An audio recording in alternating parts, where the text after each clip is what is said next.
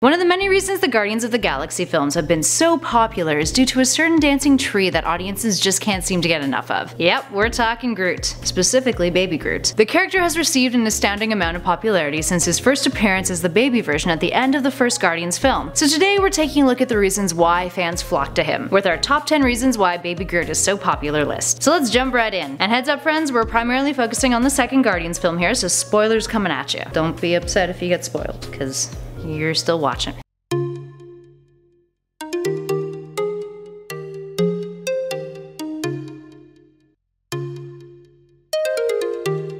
In at number 10 is not a marketing ploy. Let's start off this list with a statement posted by the film's director, James Gunn. While leading up to the second film, many thought that Baby Groot was a marketing ploy to pull in more viewers, but Gunn cleared up the air when he revealed that he had troubles writing Groot as an adult for the sequel. Keeping Groot as a baby gave the team something to take care of outside of themselves, and he said that keeping him as a baby really opened up the whole movie, and it all suddenly came together. And it feels that way too. I mean, I didn't feel like I was watching a marketing ploy. And at number 9 is he gives us the feels. His self-sacrifice at the end of the first film?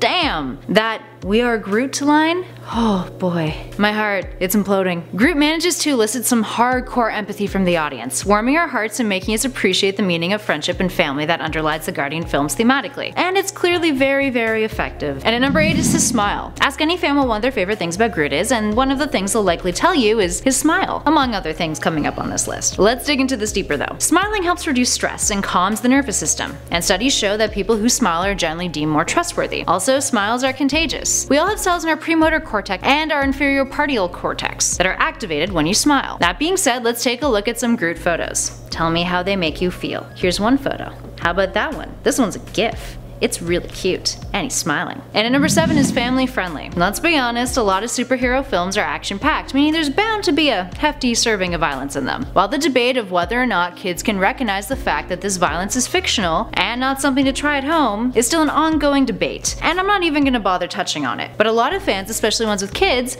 like Groot's appeal to children. His intrinsically gentle behavior scores big with parents, despite, his ability to be able to kick some serious butt. And at number 6 is little is cuter. Why is society obsessed with miniatures? It's a trend that recently exploded on Instagram, but the general reaction to miniature objects has always been one of elation. Kelly Kitley, a mental health expert based in Chicago, can provide us with an answer to this. She says it comes from the desire for control. I quote, "It can give you a sense of control when we're able to fit an entire scene into what feels like the palm of our hands." To further that, miniature artists have also similar takes on why their work is so successful. Artist Thomas Doyle says, and I quote, "The creation of small worlds gives us the illusion of control. In a world that grows even more faster and chaotic, in a world in which we are bombarded with imagery, artworks in small scales allow us a place of retreat when time is stopped." Okay, so let's put these thoughts to the test with some more Groot photos here. Here's Groot in a miniature Ravager suit. Here's Groot with a small bin of candy. How can you not love everything about that? He's small, he's little, it's great. And at number 5 is rooting for the little Groot. I mean, rooting for the little guy. Speaking of little, another reason why people adore Groot is because of his small stature. It pretty much gives him underdog status. When his size is taken advantage of, like when he's bullied by the Ravagers in the second film, I felt like everyone in the theater was internally screaming, "You monsters." Can I smash it with a rock? No, Chef.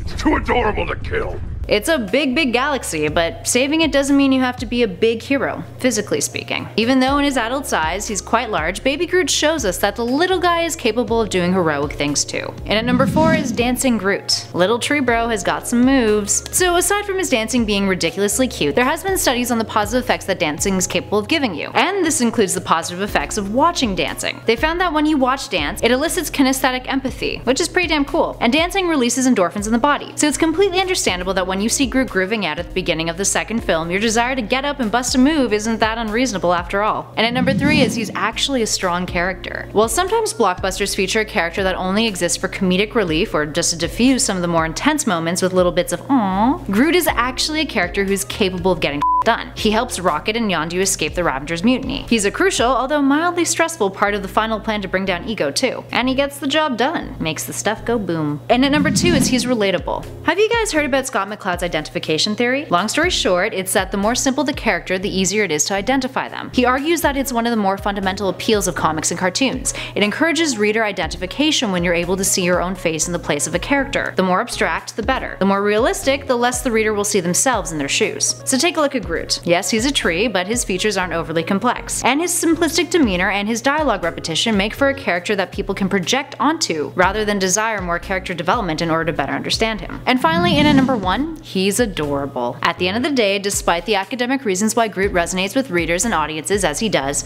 you can't deny that Groot appeals to us the same way that incredibly cute cats on the internet do. He's damn adorable. See? Bet you can't help but smile. There we have it, friends. Why do you love Baby Groot? Or adult Groot? Let me know your thoughts in the comments below. And hey, if you dug this video, make sure you hit those like and subscribe buttons. But for now, I'm Kelly Pally with Top 10 Nerd, and I'll catch you guys in the next one.